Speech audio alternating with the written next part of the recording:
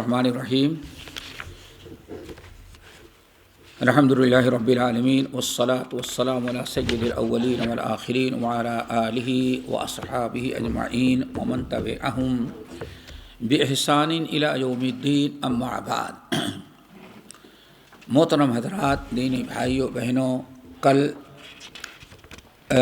بات آ کے رکی تھی وصول نمبر 17 پر بات ہوئی تھی۔ آج انشاءاللہ 18 یہ ہے۔ امام احمد بن حنبل رحمۃ اللہ علیہ کہتے ہیں والایمان بالمیزان یوم القیامہ کما جاء یوزن العبد یوم القیامۃ فلا یزن جناح بعوضہ وتؤذن اعمال العباد کما جاء فی الاثر والایمان به والتصدیق به والاعراض امن رد ذلك وترک مجادلته۔ 18 نمبر کا مسئلہ جو ہے وہ یہ ہے کہ ہر کلمہ گو کے لیے ضروری ہے کہ اس بات پر ایمان رکھے کہ قیامت کے دن انسان کے اعمال وزن کیے جائیں گے۔ ترازو ہوگا جس کے 2 پلڑے ہوں گے، ایک پر انسان کی نیکی رکھی جائے گی اور دوسرے پر برائی۔ وَنَضَعُ الْمَوَازِينَ الْقِسْطَ لِيَوْمِ الْقِيَامَةِ لَا رَيْبَ فِيهِ۔ کوئی شک نہیں کرو، قیامت کے دن اللہ تعالیٰ میزان کہتے ترازو کو، ایک ترازو ہوگا جس پر انسان کے اعمال تولے جائیں گے۔ قرآن پاک میں ہمیشہ پڑھتے ہیں فَأَمَّا مَنْ ثَقُلَتْ مَوَازِينُهُ فَهُوَ فِي عِيشَةٍ رَاضِيَةٍ وَأَمَّا مَنْ خَفَّتْ مَوَازِينُهُ فَأُمُّهُ هَاوِيَةٌ۔ ہمیشہ پڑھتے ہیں انسان کی نیکیاں اور برائیاں وزن کی جائیں گی۔ جس کی نیکیوں کا پلڑا بھاری ہے وہ جنت میں جائے گا، جس کی نیکیوں کا پلڑا ہلکا ہو گیا وہ جہنم میں جائے گا۔ اللہ تعالیٰ سب کے میزان حسنات کو بھاری بنائے اور سب کو کامیاب کرے۔ اہل الرائے، فلسفی، منطقی، معتزلہ، ان حضرات نے میزان کا انکار کیا ہے کہ نہیں، میزان نہیں ہوگا۔ جو اللہ نے تفصیل بیان کی کہ 2 پلڑے ہوں گے اور وزن کیا جائے گا، اس چیز کا انہوں نے انکار کیا، اور اس کا تعلق عقیدے سے ہے جو قرآن بیان کیا ہے، حدیث میں ہے۔ تو اس لیے امام احمد بن حنبل رحمۃ اللہ علیہ اہل بدعہ کی تردید میں ایک اسلامی اصول بیان کر رہے ہیں کہ نہیں، ہر کلمہ گو کے لیے ضروری ہے کہ اس بات پر یقین رکھے کہ ہمارے اعمال تولے جائیں گے۔ اب اس کی 3 شکلیں ہوں گی دوستوں۔ نمبر 1، خود آدمی کا وزن کرے گا۔ آدمی یعنی اس کے اعمال کو اس کے اوپر رکھ دیا گیا اور آدمی کا وزن کیا جائے گا۔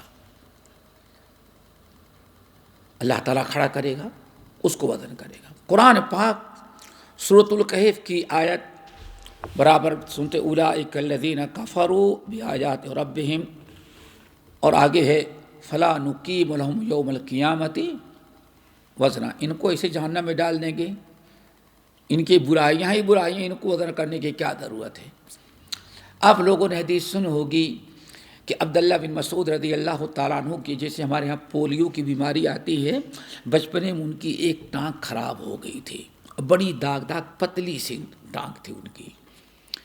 ایک دن نبی علیہ السلام صحابہ کرام کے ساتھ تھے، آپ کو مسواک کی ضرورت تھی۔ عام طور پر عبداللہ بن مسعود رضی اللہ تعالیٰ اس کو چھپا رکھتے تھے کپڑے پہن کے۔ آج آپ نے بیان فرمایا عبداللہ ذرا مسواک تازہ توڑو۔ اب لوگ جانتے ہیں درخت پر چڑھنے لگتا ہے آدمی تو کپڑے کو سمیٹتا ہے، بہت سمیٹ کر کے احتیاط کے ساتھ چڑھے، چھپا کر کے، لیکن جب چڑھ گئے ہوا آئی تو ہوا میں وہ لنگی ان کی جو تھی وہ اڑ گئی، اور وہ پڈلی جو ہے ان کی عیبدار وہ نظر آنے لگی، اتنی کمزور اور اتنی داغدار کہ فضحک الناس، دیکھنے والوں کو ہنسی آ گئی۔ جب لوگ ہنسنے لگے تو اللہ نے ارشاد فرمایا تم لوگ عبداللہ بن مسعود کی اس کمزور پتلی داغدار عیب دار ٹانگ کو دیکھ کر کے، پنڈلی کو دیکھ کر کے ہنس رہے ہو؟ تمہیں معلوم ہے اللہ کی قسم یہ عبداللہ بن مسعود کی ایک ٹانگ جو عیب دار تم کو ہلکی نظر آ رہی ہے، ایمان اور عمل صالح، دین اور تقوی سے ایسی بھری ہوئی ہے کہ قیامت کے دن اللہ تعالیٰ احد پہاڑ کو ایک پلڑے میں رکھے، اور ان کی ایک ٹانگ ایک پلڑے میں، تو ان کی ایک ٹانگ احد پہاڑ پر بھاری پڑ جائے گی۔ ایسا مومن بندہ ہے۔ دیکھیں یہاں اللہ کے رسول نے انسان کو۔ نمبر 2، نام اعمال وزن کیے جائیں گے۔ دوسری شکل کیا ہے؟ نام اعمال۔ نام اعمال جو اکراماً کہتے ہیں کل انسان الزمناہ طائرہ فی عنقہ ونخرج له یوم القیامۃ کتابا یلقاہ منشورا اقرأ کتابک کفی بنفسک اليوم علیک حسیبا۔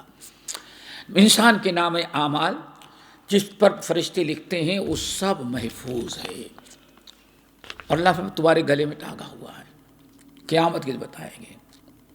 تو یہ نام اعمال پیپر وزن کیا جس میں نام اعمال، جس میں آپ کے اعمال لکھے، نیکیاں برائیاں لکھی ہوئی ہیں۔ چنانچہ سنا ہوگا آپ لوگوں نے کہ ایک انسان اللہ رب العالمین جب اس کو بلائے گا، اس کے اعمال وزن کرنے لگا، نیکیاں برائیاں، تو نیکیاں کم ہو گئیں اور برائیوں کو پلڑا بھاری ہو گیا، اور نیکیوں کو اٹھ گیا۔ بیچارہ بڑا پریشان ہوا، اب تو ہم کامیاب نہیں ہوئے۔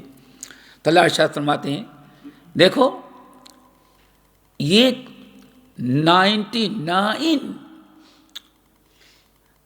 دفتر تیرے برائیوں کے ہیں، تو کیا تیرے پاس کوئی ایسی نیکی ہے جو 99 دفتر جو ہیں برائیوں کے ان پر غالب آ سکے؟ بندہ کہے گا اللہ تعالیٰ اب تو کچھ نہیں، ہمیں کیا اتنی برائیاں ہیں ہمارے پاس، مایوس ہو گیا، نہیں میرے پاس کچھ نہیں۔ اللہ فرماتے ہاں میرے پاس تیری ایک نیکی لکھی ہوئی ہے۔ اللہ اکبر، ایک لکھی۔ اللہ رسول فرماتے ہیں بندہ کہے گا وہ کیا ہے؟ تو اللہ اتنا بڑا پیپر نہیں، یہ تو بہت بڑا ہے، چھوٹا سا، اتنا بڑا پیپر نہیں، چھوٹا سا بتا کا چھوٹا سا، اس پر لکھا ہوگا بندے کا ایمان لا الہ الا اللہ محمد رسول اللہ، یہ کلمہ طیبہ ایمان لا الہ الا اللہ۔ اللہ فرمائے گا لے جاؤ برائیوں کا جو پلڑا اتنا 99 دفتر فائل دیوان ہیں، اس کے مقابلے میں نیکی والے پلڑے میں ایک چٹھی رکھ دے۔ کہتا اللہ تعالیٰ کیا کروں گے لے کر کے؟ ما هذه البطاقة ما هذه البطاقة ما هذه السجلات، اللہ کیا کریں گے؟ یہ 99 دفتر کے مقابلے چھوٹی سی چٹھی کیا کام آئے گی؟ کیا کروں گا لے کر کے؟ اللہ فرماتے جا رکھ اس کو، جاؤ تو یہاں سے۔ نبی صلی اللہ علیہ وسلم فرماتے اللہ تعالیٰ جب کہے گا جاؤ، وہ بیچارہ ڈرتا ہوا صحیح سوچے کیا فائدہ ہے، کم سے کم ہونا چاہیے 2-4 میٹر کی، اتنی بڑی چٹھی۔ اللہ فرمائیں گے لے جا، وہ جا کے نیکیوں کو پلڑے میں رکھے، فتاشت، تو نیکیوں کا پلڑا وہ چھوٹی چٹھی بھاری ہو جائے گا، اور 99 دفتر جو ہے اٹھ جائے گا اور کامیاب ہو جائے گا۔ دیکھیں یہ اللہ تعالیٰ وزن کر رہا ہے، ہماری عقل میں نہیں آتی کہ وزن اعمال کیسے وزن نہیں۔ ابھی پوچھا جائے ہم لوگوں نے، اچھا میں نے تو 4 رکعت پڑھی، آپ نے 4 رکعت پہلے، 4 رکعت فرض، 2 رکعت بعد میں سنت، 10 رکعت آپ نے پڑھی، یا کم سے کم 8۔ تو آپ سوچتے ہیں کہ 8 رکعت جو میں نے نماز پڑھی ان کا وزن کیسے ہوگا؟ تو وزن دنیا میں کوئی اس کا وزن کر ہی نہیں سکتا اس کا، لیکن اللہ اس کے رسول نے بیان کیا، قرآن و حدیث نے ہمیں اس بات پر ایمان رکھنا ہے کہ واقعی نیکیاں وزن کی جائے گی۔ تیسری شکل دوستو یہ ہے اللہ تعالیٰ نیکیوں کو کوئی جسمانی شکل دے دے اور خود نیکیاں وزن کیے جائیں۔ انسان نمبر 2 کیا وہ نام اعمال، اور نمبر 3 یہ نیک اعمال جو آپ کے نماز روزے یہ وزن کیے جائیں۔ تین شکلیں ہیں وزن کرنے کی حدیث میں، اور تین ہو سکتا ہے کسی کا معاملہ ایسا ہو اللہ تعالیٰ کی مرضی کیسے لے۔ اس کی دلیل کیا ہے؟ آپ لوگوں نے سنا ہوگا، ہمیشہ رمضان کے شروع میں سنتے ہوں گے خطبہ کہ قیامت کے دن بندہ کھڑا ہوگا، ٹھیک ہے نا، رب کے سامنے حساب کتاب کے لیے، تو دو بادل آتے ہوئے نظر آئیں گے دور سے، دو بادل چلے آ رہے ہیں، بہت بڑے بڑے بادل، پانیوں سے معلوم پڑتا بھرے ہوئے بادل آئے، اور دونوں آ کر کے اس بندے کے دائیں بائیں کھڑے ہو گئے۔ وہ بادل کون ہیں؟ ایک ہے اللہ نے ارشاد فرمایا کیا، ایک ہے قرآن اور دوسرا ہے صیام، کیا؟ روزہ۔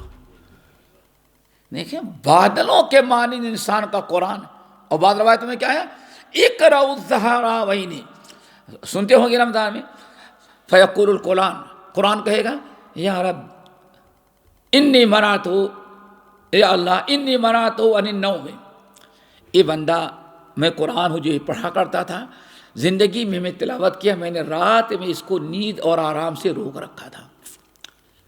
اور روزہ کیا کہے گا، یا رب انا الصیام انی منعت عن الطعام والشہوات بالنہار، میں روزہ ہوں اور دن میں کھانے پینے سے کو روک رکھا تھا۔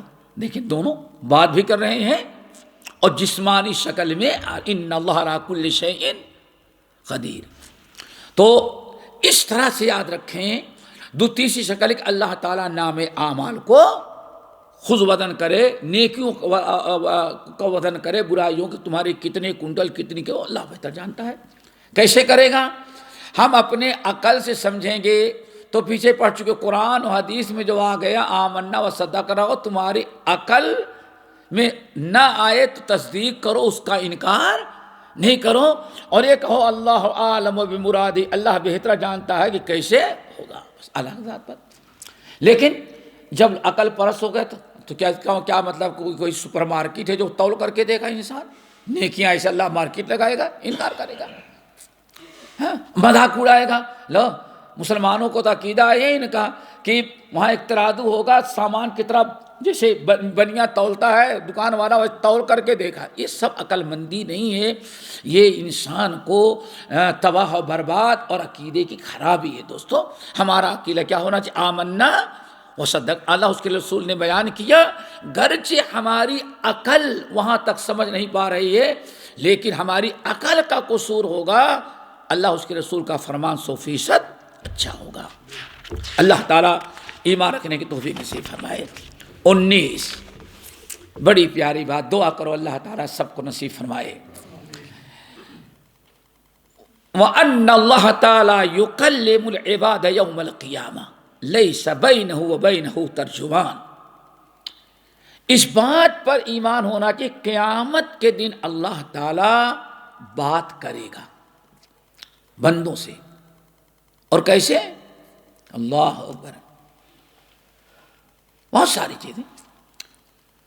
ایک تو آپ دیکھیں سورۃ المومنون کی آیت، جہنمی جب جلیں گے جہنم میں، کیا ربنا رب العالمین ذرا نکال لے، ہم نے بہت غلطی کی، بہت کچھ کی، چلائیں تو اللہ کیا فرمائے، اخسؤوا فیہا ولا تکلمون، اسی میں ذلیل ہوتے رہو، دوبارہ بات ہم سے نہیں کرنا۔ دیکھیں اخسؤوا فیہا، اللہ تعالیٰ پر ذلیل ہوتے رہو، تو اللہ تعالیٰ بات کرے گی قیامت کی۔ اور حدیث کے اندر کیا آیا، اللہ اکبر، لیس بینہ وبینہ ترجمان، اللہ تعالیٰ کے سامنے ہر بندہ اکیلا کھڑا ہوگا، اور چاہے پنجابی بولنے والا ہو، سندھی بولنے والا ہو، ہندی بولنے والا ہو، عربی یا اردو کچھ بھی ہو، زبان کا مسئلہ نہیں ہے، وہاں ترجمان نہیں ہو، لیس بینہ وبینہ ترجمان، اللہ اور بندے کے درمیان کوئی ترجمانی کرنے والا نہیں ہوگا، ہر بندہ اللہ تعالیٰ کی بات سمجھے گا اور اللہ تعالیٰ اس سے سوال کریں گے۔ ثم لا تسألن یومئذ عن النعیم، اللہ تعالیٰ پوچھے گا تم سے اپنی نعمتوں کے بارے میں۔ حدیث سنی ہوگی کہ اللہ سبحانہ وتعالی لا تزول قدم عبد حتی یسأل عن خمس، جب تک بندہ قیامت کے دن اللہ تعالیٰ کے 5 سوالوں کا جواب نہ دے دے، بندہ اپنی جگہ سے سرک نہیں سکتا۔ زندگی کے بارے میں، زندگی کہاں تم نے صرف کی، جوانی کہاں تم نے صرف کیا، مال تم نے کہاں سے کمایا، کہاں خرچ کیا، جو تم نے سیکھا تھا اس پر عمل کتنا کیا۔ اللہ تعالیٰ ڈائریکٹ بات کر رہا ہے۔ اب کیسے بات کرے گا؟ اب لوگ جب کیسے کی بات آئی تو بات کرنے کے لیے منہ چاہیے، منہ میں زبان چاہیے، زبان کے چاروں طرف دانت ہونا چاہیے، ہونٹ ہونا چاہیے۔ کسی کے دانت گر جائے تو دیکھے حروف نہیں ادا ہوتا۔ اب اگر اللہ تعالیٰ کی اس بات کو ایسے دنیاوی اعتبار سے سوچنے لگے گا تو سوچتا ہی جائے گا، کبھی اس سے مثبت جواب نہیں ملے گا، شیطان اس کو کھینچتا جائے گا۔ لیکن اگر کہیں بھائی ٹھیک ہے بات کریں گے، اللہ تعالیٰ کیسے کرے گا؟ جب قیامت کے دن اٹھیں گے بات کریں گے تو دیکھ لیں گے۔ ابھی ہمیں ایمان اور یقین ہے کہ قرآن نے کہہ دیا اللہ تعالیٰ بات کرے گا، لا يتکلمون الا من اذن له الرحمن وقال صوابا۔ کوئی بات نہیں کر سکتا جب تک کہ اللہ تعالیٰ اجازت نہیں دے۔ تو اللہ تعالیٰ کے سامنے بات ہوگی۔ اللہ اکبر۔ صحیح مسلم کو حدیث وغیرہ ذرا غور کرو، ثلاثۃ لا یکلمہم اللہ یوم القیامہ، قیامت کے دن اللہ تعالیٰ راضی ہو کر کے خوشی کے ساتھ بات کر لے، یہ انسان کے لیے بہت ہی بڑی عزت اور بڑا اونچا مقام و مرتبہ ہے۔ اللہ تعالیٰ اچھوں سے بھی بات کرے گا اور بروں سے بھی بات کرے گا۔ ثلاثۃ لا یکلمہم اللہ یوم القیامہ، تین قسم کے بدبخت ایسے ہیں جن سے اللہ تعالیٰ قیامت کے دن بات بھی نہیں کرے گا، یعنی باقی لوگوں سے بات کرے گا۔ تین قسم کے ایسے ہیں جن سے اللہ بات نہیں کرے گا۔ وہ کون ہے تین قسم کے لوگ؟ المنان، احسان کر کے احسان جتلانے والا، المسبل ازار، ٹخنے کے نیچے اپنی ازار لٹکا کر چلنے والا، نمبر 3 والمنفق صنعتہ بالحلف الکاذب، جھوٹی قسم کھا کر کے اپنا مال بیچنے والا، عذاب دے رہا ہے، تم سے بات نہیں کریں۔ اخشوا فیہا ولا تکلمون۔ تو ہمارا اس بات پر ایمان اور یقین ہو کہ قیامت کے دن اللہ تعالیٰ بندوں سے بات کرے گا۔ پھر ایک نبی ہے، ان کا لقب ہی کلیم اللہ ہے۔ کون ہے؟ موسیٰ۔ کیوں اللہ ان کو کلیم اللہ کہا جاتا ہے؟ ایک ہی نبی ہے جن کو کلیم اللہ کہا جاتا ہے۔ کیوں؟ وَكَلَّمَ اللَّهُ مُوسَىٰ تکلیما، اللہ تعالیٰ نے ڈائریکٹ بغیر کسی فرشتے کے واسطے کے ڈائریکٹ اللہ نے موسیٰ سے یا موسیٰ انی انا ربک فاخلع علیک انک بالوادی المقدس طویٰ۔ تو دیکھو کلیم الدنیا، یعنی قیامت سے پہلے بھی اللہ نے بات کرنی چاہیے تو کس سے بات کیا؟ پھر یا زکریا انا نبشرک بغلام اسمہ یحییٰ لم نجعل لہ من قبل سمیٰ۔ اللہ فرماتے ہیں یا زکریا، حضرت زکریا دعا مانگ رہے ہیں، اللہ بیٹا دے دے، بیٹا دے دے، بیٹا دے دے، بہت مانگ رہے تھے۔ ایک دن نماز پڑھ رہے تھے محراب میں، نماز کی حالت میں آنا، یا زکریا، زکریا انا نبشرک بغلام، ہم تمہیں بیٹا کی بشارت دے رہے ہیں، اور اس کا نام بھی میں نے پہلے سے متعین کیا، اس کا نام یحییٰ۔ وہ دیکھیں اللہ تعالیٰ دنیا ہی بات کر رہا ہے۔ اب معاملہ یہ ہے، عقل سے سوچیں گے، بات کرنے کے لیے کیا چاہیے؟ منہ چاہیے، زبان، تو اس کا مطلب اللہ جیسے ہوگا۔ اب اسی چیز میں الجھ کر کے نعوذ باللہ لوگوں نے کہا اللہ بات نہیں کرتا۔ بات کیا کرتا ہے؟ ہمارے بر صغیر میں جو عقیدے کی کتاب پڑھائی جاتی تھی، عقائد شرح عقائد نصفیہ، درس نظامیہ میں تھی، ہم نے جو عقیدہ پڑھا تھا، اللہ بات نہیں کرتا ہے۔ جنت میں ایک درخت ہے، جب اللہ تعالیٰ کچھ کہنا چاہتا ہے تو درخت ہوا بھیجتا ہے، ہر درخت کے پتے جب ٹکراتے ہیں جو آواز نکلتی ہے اس کو کلام اللہ کہتے ہیں۔ نعوذ باللہ من ذالک۔ یہ اتنا گندا عقیدہ ہم نے ہمارے بر صغیر میں پڑھایا جاتا رہا درس نظامیہ کے اندر۔ کتاب کا نام ہے شرح عقائد نصفیہ۔ تو دوستو سوچنے کی چیز نہیں، قریدنے کی چیز نہیں ہے۔ ہمارا معاملہ کیا ہے؟ سمعنا واطعنا۔ اب کیسے بات کرے گا؟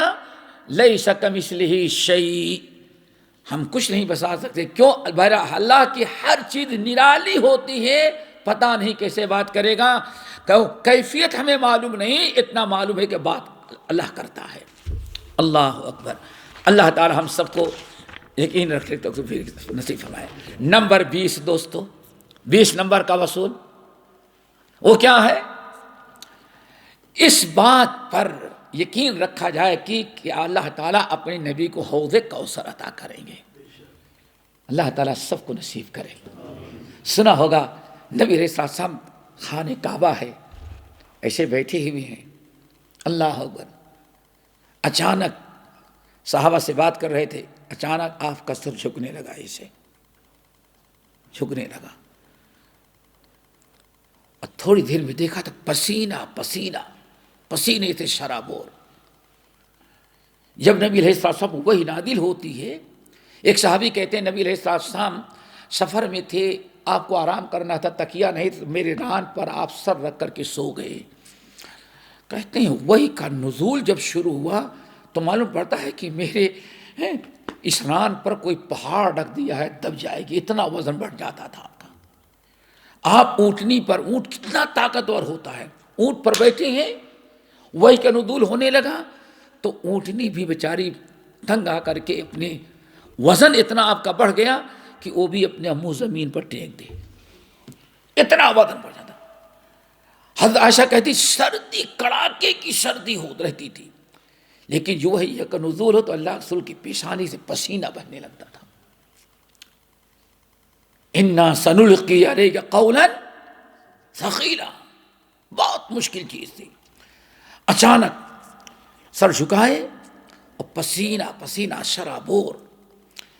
لیکن صحابی کہتے تھوڑی ہی دیر میں مسکراتے ہوئے آپ نے سر مبارک اٹھایا، پیشانی پہنچا اور فرمایا کہ ابھی ابھی جبرائیل امین وہی لے کر کے آئے تھے، رب نے ہمارے اوپر بڑا انعام کیا جو کسی نبی کو آج تک نہیں ملا تھا۔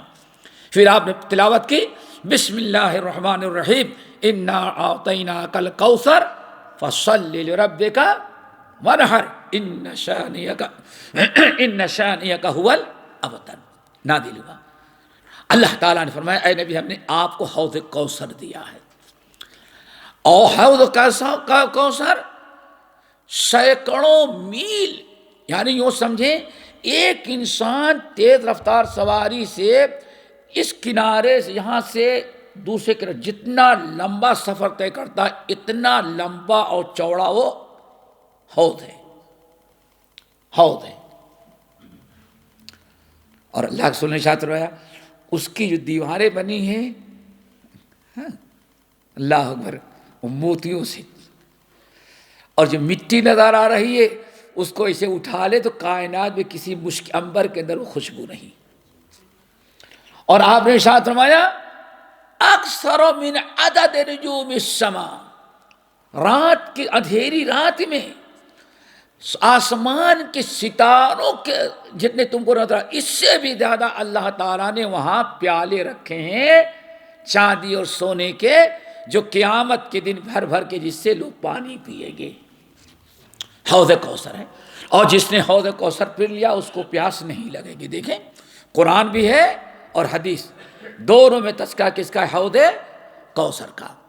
اور قیامت کے دن نبی علیہ السلام کھڑے ہوں گے اور اپنے دست مبارک سے بھر بھر کر کے لوگوں کو پلاتے ہوں گے۔ دعا کرو اللہ تعالیٰ سب کو یہ نصیب کر دے۔ کتنی خوشی کی چیز ہوگی کہ جب اللہ کے رسول اپنے امتیوں کو اپنے دست مبارک سے کوثر بھرے پیالے میں اور کہیں پی لو، تو یہ بہت بڑا اللہ کا انعام ہے۔ لیکن ایک قسم کے امتی ہیں جن کو حوض کوثر نہیں نصیب ہوگا۔ وہ کون ہیں؟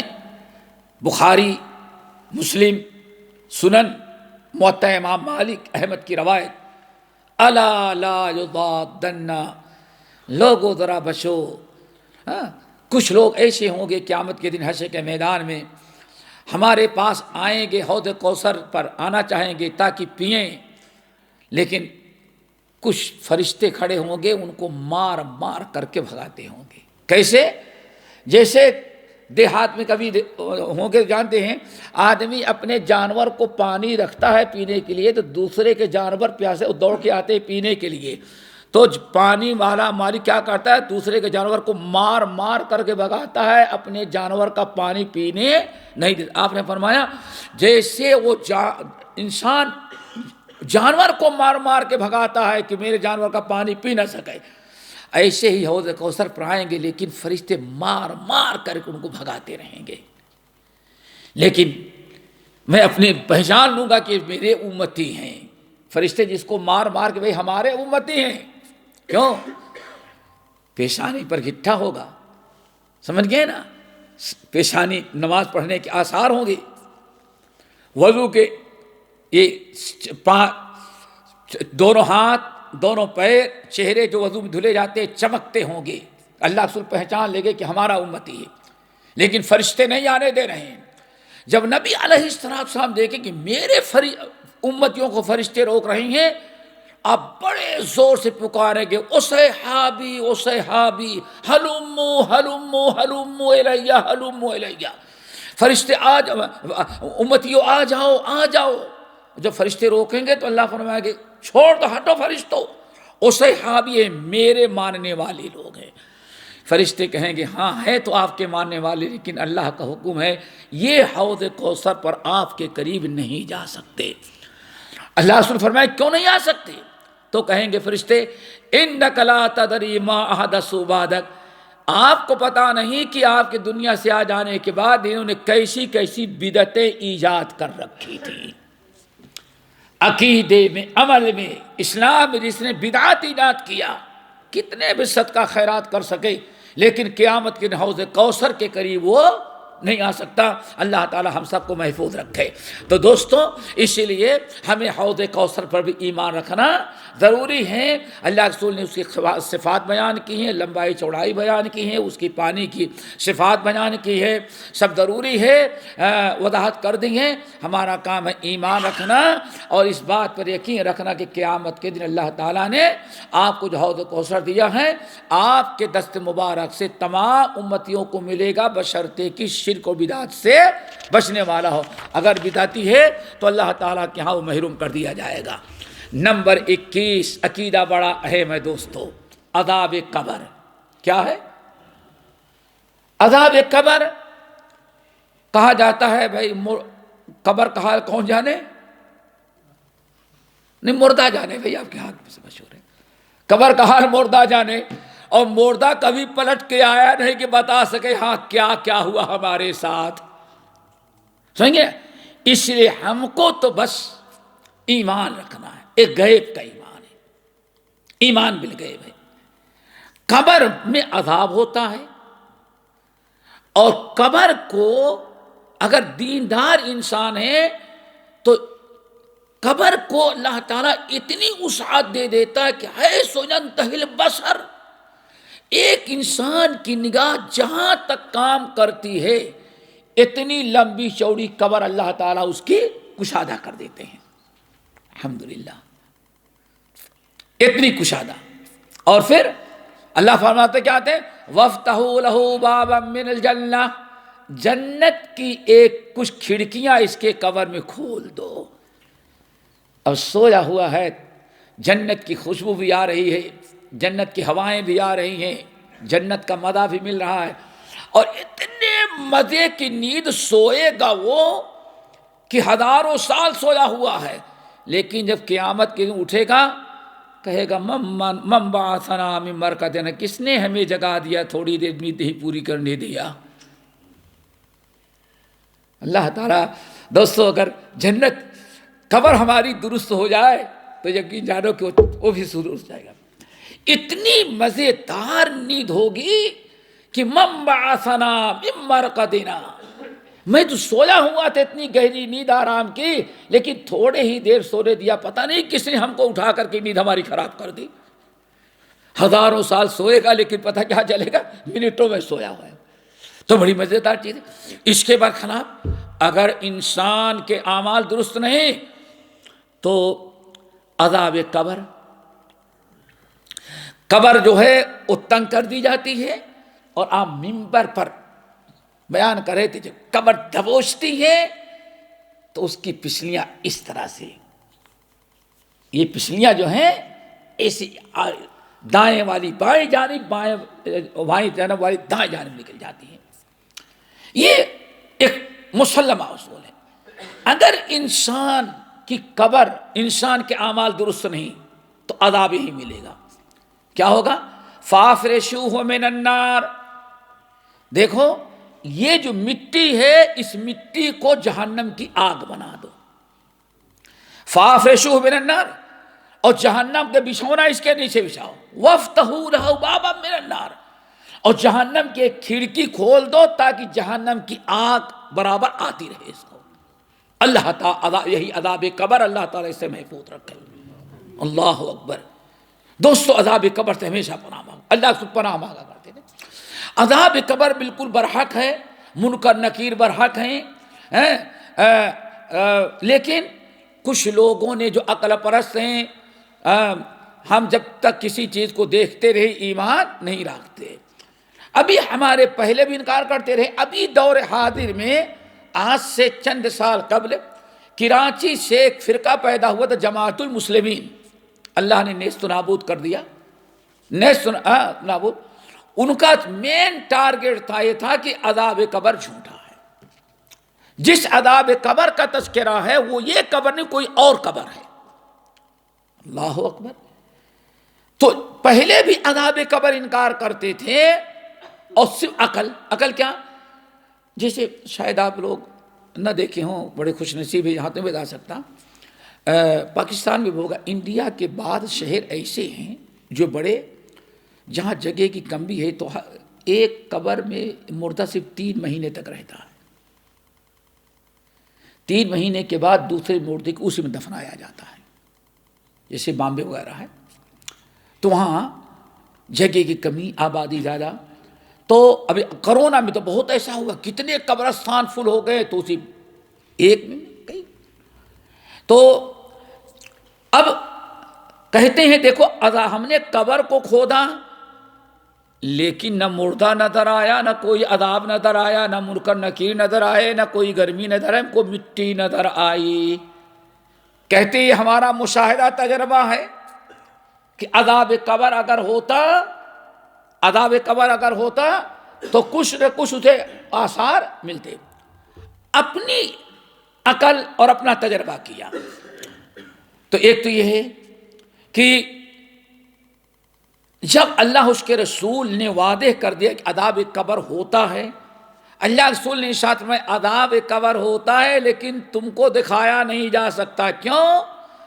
اتنا خطرناک عذاب ہے اور مردہ اتنا چیختا چلاتا ہے، اگر تمہیں دکھا دیا جائے تو کوئی انسان اپنے مردے کو قبر میں دفنانے کے لیے تیار نہیں ہوگا۔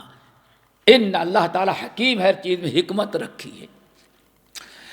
ایک تو یہ، کچھ لوگ کہتے ہیں قرآن میں تذکرہ نہیں ہے، قرآن میں تذکرہ نہیں ہے۔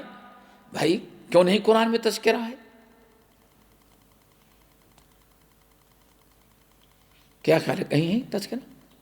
نمبر 1، النار یوردون علیہا غدوا وعشیا، ان کے اوپر جہنم کا عذاب صبح شام پیش، ادخلوا آل فرعون اشد العذاب، اور کہا جائے گا اب یہ فرعونیوں کو نکالو اور اب اصلی جہنم میں ڈال دو۔ دیکھو اللہ فرما رہے ہیں فرعون اور اس کی قوم کو روزانہ جلایا جا رہا ہے، جہنم میں جلایا جا رہا ہے، آگ میں جلایا جا رہا ہے، اور قیامت کے دن اصلی جہنم میں داخل کیا جائے گا۔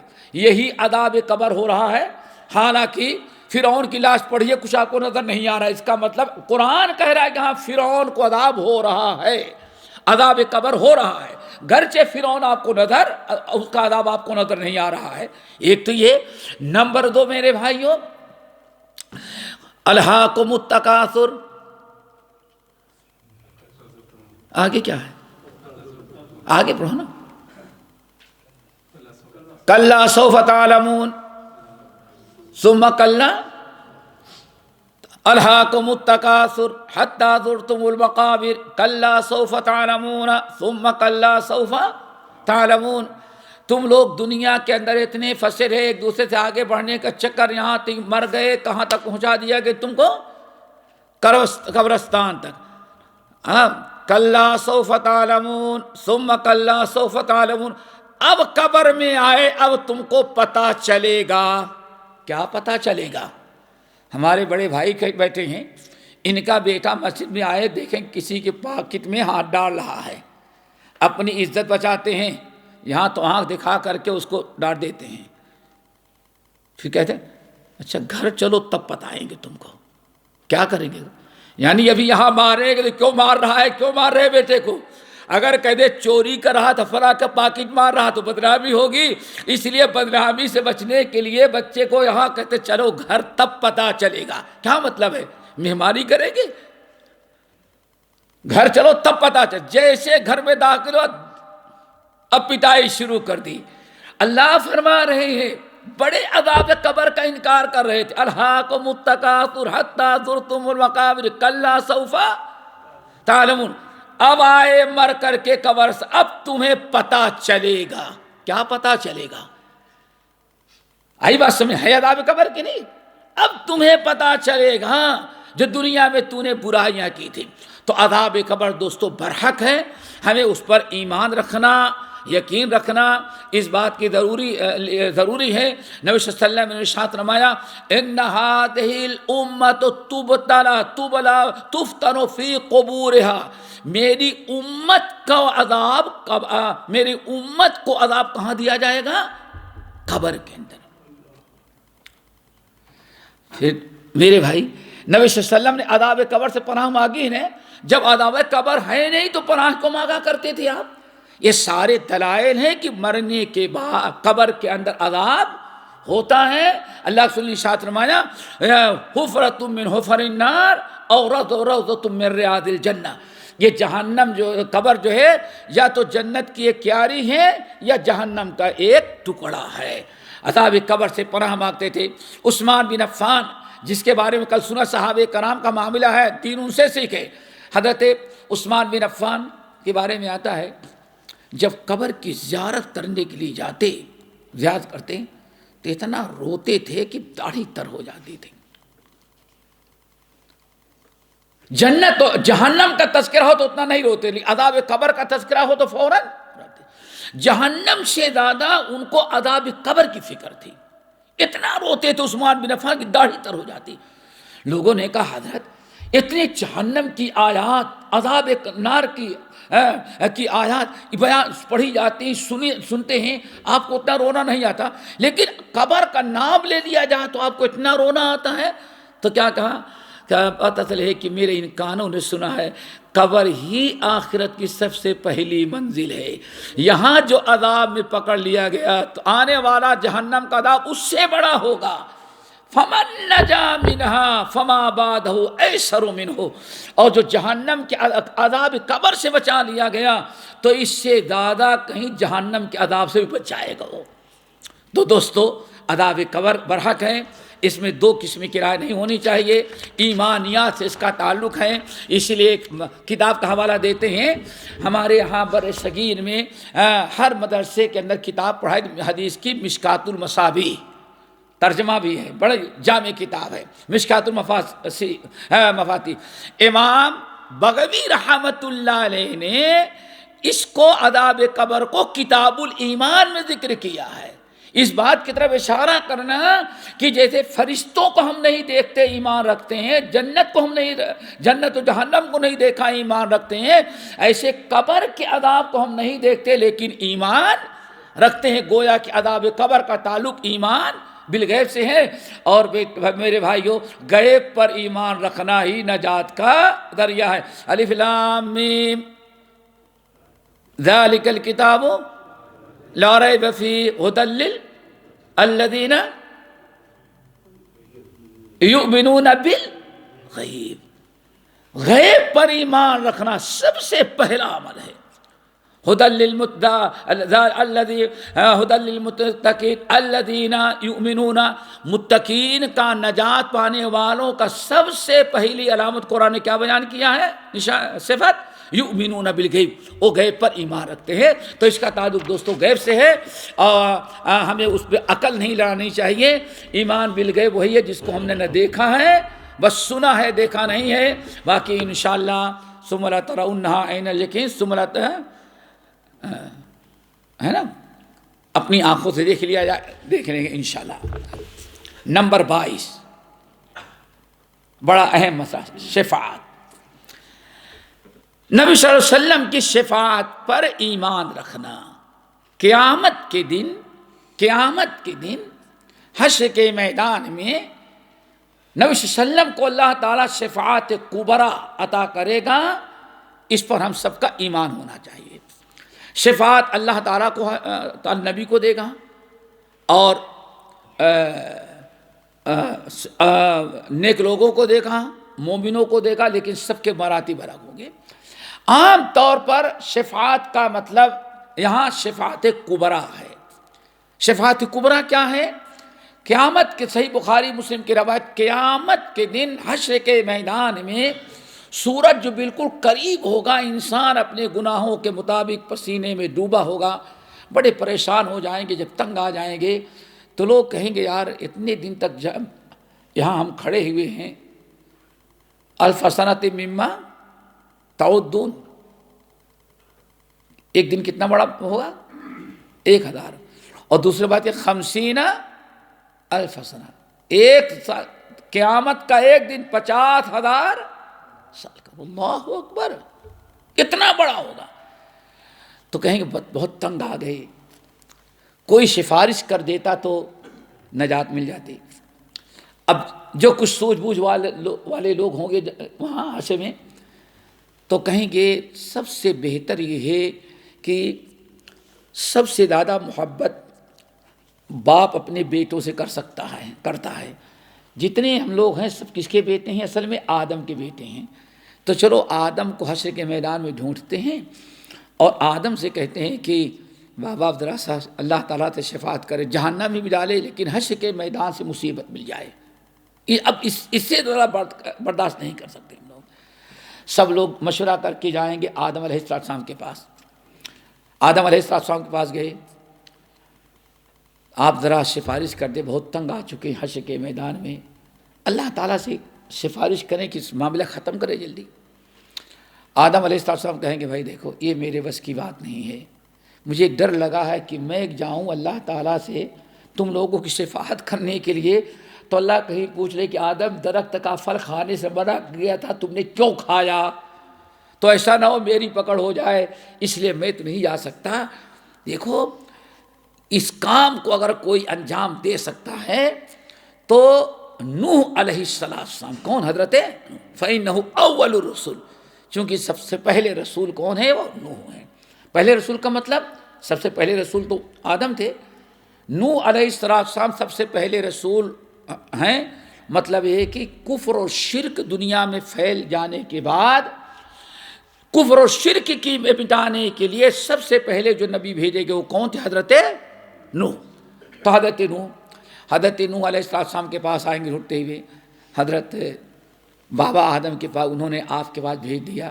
بہت تنگ آئے حشر کے میدان میں, ذرا سا مسئلہ اللہ تعالیٰ سے سفارش کر دیں, کچھ نہ کچھ مسئلہ حل ہو جائے. اللہ کے نبی نوح کہیں بھائی میں نہیں کر سکتا, مجھے ڈر لگا ہے, میں نے اپنی امت پر بد دعا کی تو اتنی سخت بد دعا کر دی کہ رب لا تذر علی الارض من الکافرین دیارا انک ان تذرهم یضلوا عبادک ولا یلدوا الا فاجرا کفارا. اللہ تعالیٰ ایک کافر کا بچہ بھی دنیا میں باقی نہیں رکھ رہا. کیوں؟ کم وقت یہ کافر بڑا ہوگا, شادی تو بچہ جنے تو وہ بھی کافر ہوگا. تو میں نے اتنی سخت بد دعا کر دی, کہیں اللہ پوچھ لیں تیرا نرم دعا کی ہوتے, اتنی سخت دعا تم نے کیوں کر دی؟ تو اس لیے میں تو نہیں کر سکتا. آپ ایسا جائیں حضرت ابراہیم کے پاس جائیں, ابراہیم خلیل ایسے بھیجتے جائیں گے. حضرت ابراہیم بھی کہہ دیں گے بھائی میں نہیں کر سکتا. پھر موسیٰ کلیم اللہ کے پاس, مولا کے پاس جاؤ. آخر میں کہا جائے گا دیکھو شفاعت اگر کوئی کر سکتا ہے اس وقت صرف محمد صلی اللہ علیہ وسلم کر سکتے ہیں. اے آپ کا عسیٰ ربک ان یبعثک ربک مقاما محمودا. آپ کے پاس سب لوگ آئیں گے بڑے کثیر تعداد میں. کیا ہے اس کو ذرا غور سے سنیں تاکہ شفاعت کا مطلب سمجھ میں آئے. ہمارے یہاں شفاعت کا مطلب ہے جیسے آج کوئی کام ہوا بگڑا ہے, ٹیلی فون اے دیکھو میرا آدمی ہے ذرا اس کا خیال رکھنا بس. تو آج شفاعت کا مطلب لوگوں نے سمجھا ہے کہ بابا نے ٹیلی فون کر دیا تو اللہ تعالیٰ تو بات ہماری ماننی ہی ماننی, کیسے رد کرے گا. ہمارے یہاں شفاعت کا مطلب ہے کسی کے جاہ و عظمت کا حوالہ دے کے اس پر دباؤ ڈالنا. لیکن یہ شفاعت کسی کو نہیں ہے، کائنات میں شفاعت کسی کو نہیں حاصل ہے۔ اب شفاعت کیسے ہوگی وہ سنیں۔ نبی علیہ السلام کے پاس آئیں گے، اپنی پریشانی بتائیں گے تو اللہ کے رسول کچھ نہیں بولیں گے۔ اللہ سبحانہ میں سیدھا اپنے رب کے پاس جاؤں گا، یہ بھی نہیں کہتا کہ تم لوگ رہو میں ابھی جا کام کرا دیتا ہوں، نہیں، سب کو اصلی حالت پر چھوڑ دیا۔ اللہ کے رسول گئے اللہ کے پاس، جانے کے بعد کہتے ہیں اللہ سے فرماتے ہیں سب سے پہلے میں سجدے میں گر جاؤں گا، ابھی بھی شفاعت نہیں کر رہا ہوں، سب سے پہلے میں سجدے میں گر جاؤں گا، اور سجدے میں اللہ تعالیٰ کی حمد و ثنا شروع کر دیں گے، ہر دعا کرتے جائیں گے، حمد و ثنا کرتے جا رہے ہیں، اللہ کی کبریائی بڑائی۔ آن نے فرمایا زندگی میں ہم نے کبھی ایسی حمد و ثنا اللہ کی نہیں کی تھی جتنا آج میں کر رہا ہوں۔ میں پیشانی ٹیکے زمین پر اللہ تعالیٰ کی حمد و ثنا کر رہا ہوں، اور اللہ ایسی کلمات حمد و ثنا کے ہمیں القا کر رہا ہے کہ میں نے زندگی میں ایسے کلمات کو کبھی پڑھے ہی نہیں تھے، کبھی اللہ تعالیٰ کی ایسی حمد و ثنا کے کلمات استعمال ہی نہیں کیے تھے۔ بہت دیر تک میں اللہ تعالیٰ کی حمد و ثنا کرتا رہوں گا۔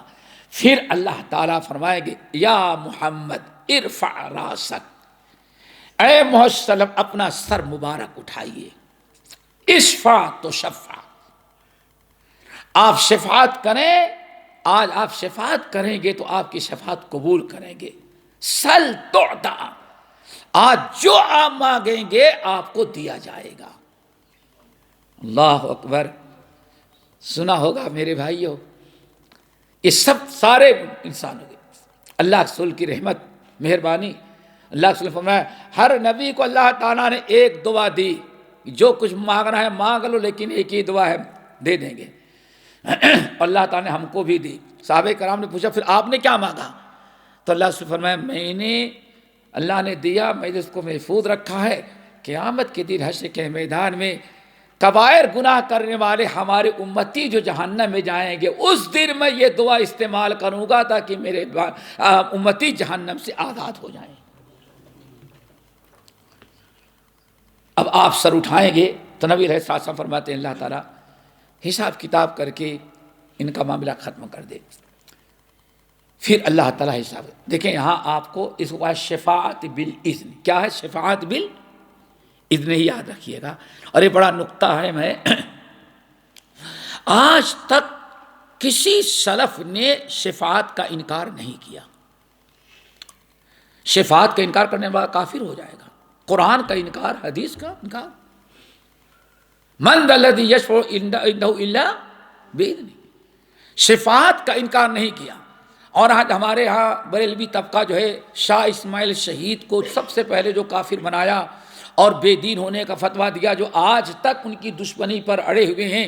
شاید دنیا کے اندر کسی عالم کو اتنا گالی نہیں دی گئی جتنا شاہ اسماعیل، نام سنا ہے شاہ اسماعیل شہید کا؟ شاہ اسماعیل شہید کو دی جاتی ہے۔ اور آج تک کسی کتاب کے جواب میں اتنی کتابیں نہیں لکھی گئی جتنا تقیۃ الایمان کے رد میں کتابیں لکھی۔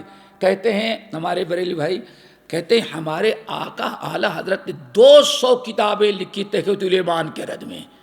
کتنی؟ اب اندازہ لگائیں، ایک انسان 200 کتابیں لکھی، لیکن ساری 200 کتابیں ہوا منصورہ ہو گئی، تقویۃ الایمان اپنی جگہ پر قائم ہے۔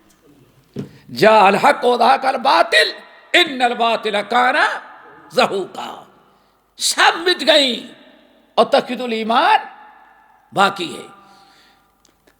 پہلے تو ایک زبان میں تھی، اب ہندی میں ہے، عربی میں ہے، انگلش میں ہے، اب دنیا کے ہر زبان میں تقویۃ الایمان کر دی گئی۔ تو معاملہ کیا ہے؟ شفاعت کا انکار نہیں، ہم کہتے شفاعت بالاذن ہوگی، اور شفاعت بغیر اذن کی ثابت نہیں ہے۔ نہیں سمجھ میں آیا؟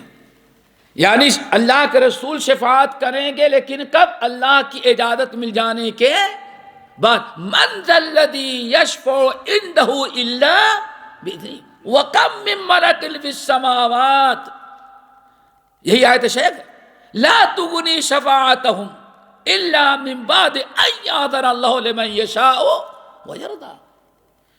کون ہے, کس کی ہمت ہے جو اللہ تعالیٰ کے سامنے کہ اللہ یہ میرا بابا ہے, میرا مرید ہے, اس کو جانے دیں. جیسے کہا جاتا ہے, سنا ہوگا آپ لوگوں نے, او بیٹا طارق, منکر نکیر آئے تو ڈٹ کے مقابلہ کرنا, تو اندر ہے, میں تیرا باپ باہر کھڑا ہوں. سنا پاکے ویڈیو دیکھی تھے نا, تو اندر اور میں باہر, جم کر کے, ارے مرو گے تب پتا چلے گا کتنا پاور تمہارے اندر ہے. وہ نہیں ہے کہ آپ اللہ کے رسول رو رو کے کیسٹیں بناؤ اور کہو کہ اللہ کے رسول آئے تھے, سارے پاکستانیوں سے ناراض ہیں, میں جا رہے تھے, میں نے واپس منگایا, اور پی آئی یہ کا ٹکٹ, اللہ کے رسول معراج بغیر ٹکٹ کے جائیں, پاکستان سے مدینہ جانا اور پی آئی اے کا ٹکٹ کی ضرورت ہے آپ کو. یہ سب جھوٹے کذاب ہیں, لعنت اللہ علی الکاذبین. شفاعت بالاذن ہے دوستو, جب بھی شفاعت ہوگی اجازت کے بعد, اور اللہ اجازت دیں گے, اللہ اجازت نبی کو دیں گے, انبیاء کو دیں گے, صلحاء کو دیں گے, لیکن جب اللہ تعالیٰ جس کو چاہیں گے اس کو دیں گے. من ذا الذی یشفع عندہ الا باذنہ. بہرحال اب نبی علیہ السلام شفاعت کریں گے, تو یہ اس کو کیا شفاعت عظمیٰ کہا جاتا ہے. اس کے علاوہ بھی ابھی حدیث سنے, کبائر کرنے والا اللہ کے رسول نے اپنی دعا محفوظ رکھی ہے, تو شفاعت بالاذن ہے. اللہ تعالیٰ نبی کو شفاعت کبریٰ کی اجازت دے گا, اور اس کے بعد بھی شفاعت کا, انبیاء کو بھی شفاعت کا دے گا. نبی علیہ السلام نے ارشاد فرمایا فَيُحَدُّ لِي حَدًّا, میں شفاعت کروں گا کہ اللہ تعالیٰ ایک کبیرہ گناہ کرنے والوں کو نکال لے. تو اللہ فرمائیں گے ایسا نہیں کہ ہاں جاؤ نکال, فَيُحَدُّ لِي حَدًّا, اللہ تعالیٰ ہمارے لیے حد مقرر کر دے, تعداد مقرر کر دے گا, اتنے کو ہی لا سکتے ہیں, اس سے زیادہ کو آپ نہیں لا سکتے. بڑی پابندی ہے دوستو. شفاعت بالاذن ہے, اور شفاعت بغیر اذن کا کوئی ثبوت کتاب و سنت میں نہیں ہے. فرق کیا سمجھ میں آیا؟ شفاعت بالاذن ہے, اللہ تعالیٰ ماشاء اللہ ہمارے بھائی بیٹھے ہیں, یہ بیٹھے ہیں, ہمارے بزرگ بیٹھے ہیں, اللہ تعالیٰ ان سے کہے میں آپ کو جنت میں داخل کرتا ہوں, آپ کی نیکیوں سے بہت خوش ہوں. اگر اتنے اس قسم کے گناہ گار 25 آدمی کے حق میں آپ شفاعت کریں گے تو آپ کی شفاعت قبول کر لیں گے. یعنی جنتیوں کو, نیک لوگوں کے عزت کو بڑھانے کے لیے, عزت افزائی کے لیے اللہ تعالیٰ ان کو بھی شفاعت کا موقع عطا کرے گا. اللہ تعالیٰ سے دعا کرو کہ سب کو شفاعت کا نبی کے نصیب ہو, اور ہم کو اور آپ کو بھی اپنے کچھ دوست احباب کے حق میں شفاعت کرنے کی اجازت دے دے. یہ شفاعت بالاذن. چلو نبی صلی اللہ علیہ وسلم شفاعت کریں گے اور جہنمیوں سے ان لوگوں کو نکالیں گے. نمبر 23, والایمان ان المسیح الدجال خارج. بہت بڑی چیز ہے دوستوں. اللہ تعالیٰ نے یعنی اس بات پر ایمان رکھنا, یقین رکھنا کہ مسیح دجال پیدا ہوگا. مسیح دجال پیدا ہوگا. مسیح حدیث کے اندر اللہ نے فرمایا میری امت میں 33 دجال ہوں گے, بڑے بڑے 30 دجال. لیکن ایک اصلی دجال جو ہے وہ جس کو مسیح الدجال کہا جاتا ہے, جس سے نبی علیہ السلام پناہ مانگتے رہے. آپ نے ساتھ فرمایا ما بعما من نبی, ہم سے پہلے جتنے انبیاء گزرے ہیں ہر نبی نے اپنے امتیوں کو دجال کی فتنے سے ڈر. وَأَنَا أُنذِرُكُمُ, اور میں بھی اپنے تمام انبیاء بھائیوں کی طرح میں بھی اپنے امتیوں کو دجال سے ڈرا رہا ہوں. دجال سے ہوشیار رہنا. دجال کا آنا احادیث متواترہ ہے. بہت مشائخ نے اس پر PhD کی, تمام حدیث کو اکٹھا کیا, اور نبی علیہ السلام نے دجال سے پناہ مانگنے کے لیے وہ من فتنۃ المسیح دجال برابر پناہ مانگتے رہے. اور نبی صلی اللہ علیہ وسلم نے ارشاد فرمایا سلام پھیرنے کے پہلے چند چیزیں ہیں ان سے پناہ مانگ لیا کرو. ان میں کیا ہے؟ من فتنۃ مسیح دجال، اللہ مسیح دجال کے شر سے محفوظ رکھنا۔ ایک تو دعا مانگنا ہے، دوسرے اللہ کے رسول نے ارشاد فرمایا جو انسان سورۃ الکہف کی ابتدائی 10 آیات کو یاد کر لیتا ہے دجال کے فتنے سے وہ محفوظ رہے گا۔ دجال اپنے آپ کو کہے گا میں خدا ہوں، وہاں بارش کو حکم دے گا، بارش برسے گی، آگ، بہت ساری چیزیں دکھلائے گا، آدمی کو قتل کرے گا، 2 ٹکڑے کہے گا جڑ جاؤ، سب فتنہ ہوگا، آدمی جڑ جائے گا، یہ بہت سارے فتنے ہوں گے دجال کے۔ اسی لیے اللہ تعالیٰ کے رسول صلی اللہ علیہ وسلم فتنے دجال سے بہت زیادہ پناہ مانگتے رہے، اور میں نے کہا حدیث متواتر ہے۔ لیکن کچھ لوگوں نے دجال کے فتنے، دجال کو بھی مشکوک قرار دیا، اور جس میں ہمارے دور اخیر میں ابو الاعلیٰ مودودی صاحب نے، یہ پہلے انسان ہمارے بر صغیر میں جنہوں نے دجال کا انکار کیا، اور یہاں تک کہہ ڈالا کہ دنیا نے ثابت کر دیا کہ نبی صلی اللہ علیہ وسلم کے پیشین گوئی غلط تھی، کہ دجال کا کوئی وجود نہیں ہے۔ دنیا پٹرول کا پتہ چل گیا لیکن دجال کا پتہ آج تک کسی کو دجال نہ امریکہ کے سیٹلائٹ بتا سکا، نہ روس کا، نہ چین کا، نہ جاپان کا۔ تو یہ یہودیوں کا عقیدہ ہے جو مسلمانوں میں آ گیا ہے، ورنہ اسلامی عقیدہ دجال کا نہیں ہے۔ دوستو یہ بہت بڑی غلطی ہے، بہت بڑی خامی ہے، حدیث کا انکار ہے۔ نبی علیہ السلام جانتے ہیں کہ جو کوئی پیشین گوئی کرتے ہیں تو اندازے سے نہیں بلکہ بذریعے وہی۔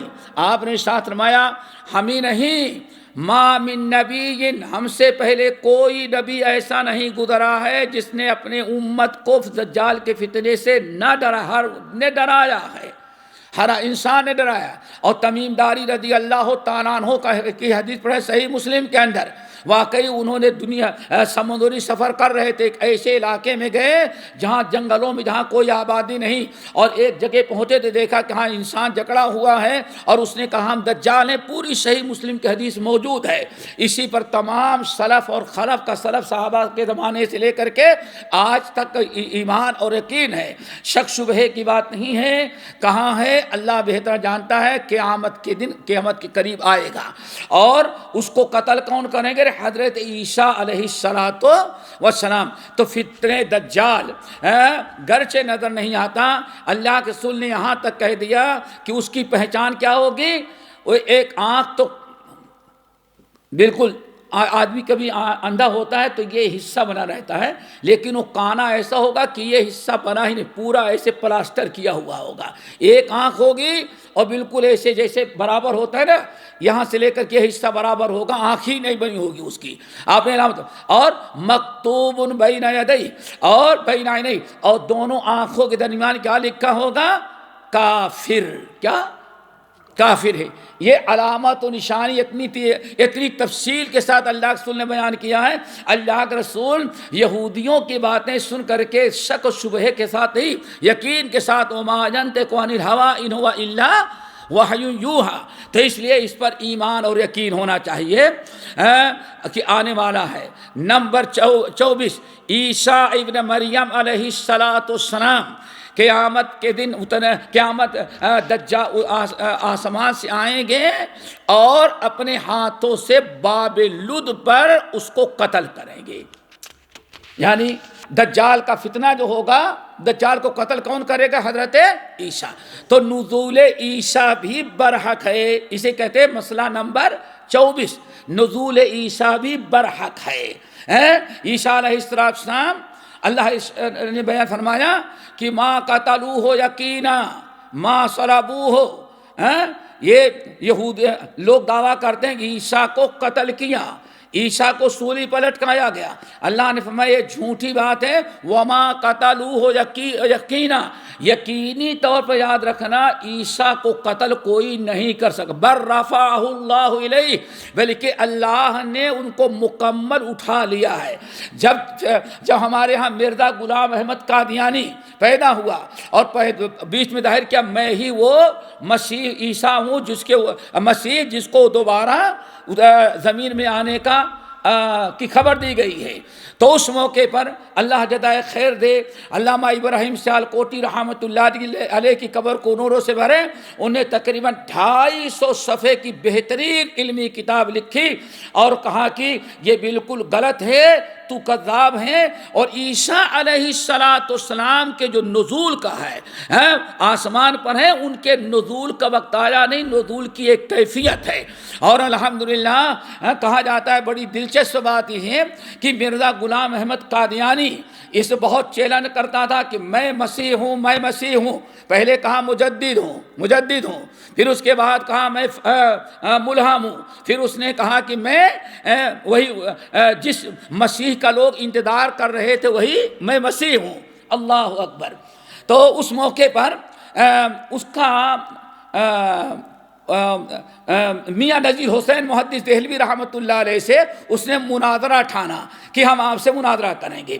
دلی میں مناظرہ طے ہوا تو مولانا میاں نذیر حسین محدث دہلوی رحمۃ اللہ علیہ کو ان کے ایک شاگرد سے علامہ بشیر سہسوانوی رحمۃ اللہ علیہ، نام یاد، علامہ بشیر سہسوانی رحمۃ اللہ علیہ، جنہوں نے سیانت الانسان ان وسوس دہلان نامی کتاب لکھی، بڑی علمی کتاب۔ انہوں نے میاں صاحب سے کہا کہ آپ نہیں، میں کروں گا۔ دہلی میں اسٹیج لگا، پبلک ساری اکٹھا ہوئی اور مناظرے کی بات آئی۔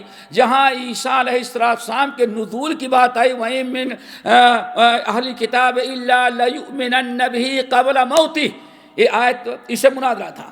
جب سامنے کھڑا ہوا اور اس نے دلائل دیا، مولانا بشیر سہسوانی رحمۃ اللہ نے تردید کرنی شروع کی۔ جب ہارنے لگا تو بدبخت اس زمانے میں گھڑی مالدار تھا، گھڑی پہنتا تھا، تو ایسے دیکھتا ہے، بار بار ایسے دیکھتا ہے۔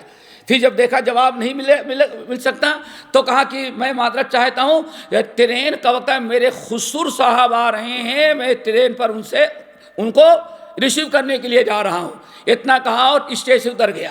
علامہ بشیر سہسوانی رحمۃ اللہ نے کہا کون آ رہا؟ کہا خسر آ رہا ہے۔ کہا کمبت خسرت دنیا والآخرہ ذالک خسران المبین۔ یہ آیت ایسی جڑی خسر پر کہ پورا مجمع نعرے تکبیر سے گونج اٹھا، اور اس کے بعد زندگی میں کبھی مناظرہ کرنے کے لیے میاں صاحب یا سہسوانی سے اس نے نہیں کیا۔ تو میرے بھائی، یہ اللہ کے رسول نے پوری داستان بیان کی ہے۔ عصر کا وقت ہوگا، عصر کا وقت ہوگا، عصر کا وقت ہوگا، جامع دمشق کے اندر اذان ہو چکی ہوگی، جماعت کا انتظار کرتے ہوں گے، اور جب اقامت کی باری آئے گی اور صف لگ جائے گی تو اچانک لوگوں کی نگاہ پڑے گی، دیکھیں اس منارے مشرقی، جو مشرق کی طرف منارہ ہے، اس منارے پر حضرت عیسیٰ علیہ السلام بیٹھے ہوئے ہیں۔ بہترین قسم کے جوڑے پہنے ہوں گے، اور فرشتے آئیں گے، نہ لفٹ کی ضرورت ہے نہ سیڑھی کی ضرورت ہے، دو فرشتے ہوں گے، دونوں کے کندھوں پر ہاتھ رکھ کر کے، اور اڑاتے ہوئے فرشتے لے کر کے آئیں گے، صف میں کھڑے کر دیں گے۔ یہاں سے اعلان ہوگا کہ حضرت عیسیٰ نازل ہو چکے ہیں۔ اب پڑھانے کی باری آئی تو کہیں گے کہ بھائی آپ نماز پڑھائیں، آپ نے کہا نہیں، اس امت ہی کا ایک آدمی نماز پڑھائے گا، اور اس کا نام محمد ابن عبداللہ ہوگا، ماں کا نام کیا ہوگا؟ آمنہ ہوگا۔ یہ ہوں گے جن کو کہا امام مہدی، امام مہدی۔ اب دجال کو ختم کرنے کے لیے دونوں آ گئے، نزول مسیح اور ظہور امام مہدی، تو ان کا نام محمد بن عبداللہ ہوگا۔ تو حضرت عیسیٰ کہیں گے میں نہیں کروں، امامت کروں، اس امت ہی کا کوئی آدمی امامت کرے گا، تو لوگ انہی کو آگے کر دیں گے جن کا نام محمد بن عبداللہ ہوگا۔ وہیں سے یہ دونوں تیار ہوں گے، اور جب دنیا میں لوٹ مار قتل و غارت کرتے ہوئے دمشق میں داخل ہونے کے لیے قریب آئے گا، تو حضرت عیسیٰ اور امام مہدی یہ لوگ اپنی اسلامی فوج لے کر کے جائیں گے، اور باب لد کے قریب جب دجال آگے بڑھے گا مقابلہ ہوگا، اور حضرت عیسیٰ علیہ السلام اپنی ہاتھوں سے اس کم وقت کی گردن ماریں گے، اور قیامت تک کے لیے دجال کا نیست و نابود و خاتمہ کر دیں گے۔ اتنی تفصیل موجود ہے دونوں کے متعلق، حضرت عیسیٰ، امام مہدی اور دجال کے متعلق. اس لیے امام احمد بن حنبل رحمۃ اللہ علیہ کہتے ہیں عیسیٰ علیہ السلام نازل ہوں گے اور باب لوط پر اس کو قتل کرے گی. یہ ساری حدیثیں موجود ہیں. اور نبی صلی اللہ علیہ وسلم قرآن نے کیا بیان فرمایا؟ وَإِنَّ مِنْ أَهْلِ الْكِتَابِ إِلَّا لَيُؤْمِنُنَّ بِهِ قَبْلَ مَوْتِهِ. دنیا کا کوئی اہل کتاب ایسا نہیں ہے جو عیسیٰ علیہ السلام کے موت کے پہلے ایمان نہ لالے، تصدیق نہ کر دے. چلو نمبر 25 بڑا اہم مسئلہ.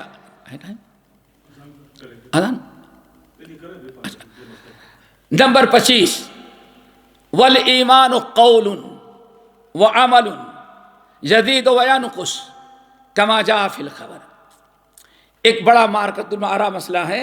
ایک طرف اہل الرائے ہیں، اہل الرائے اور اہل الرائے کے ساتھ اہل بدعات، اور دوسری طرف اہل الحدیث اور سلف ہیں.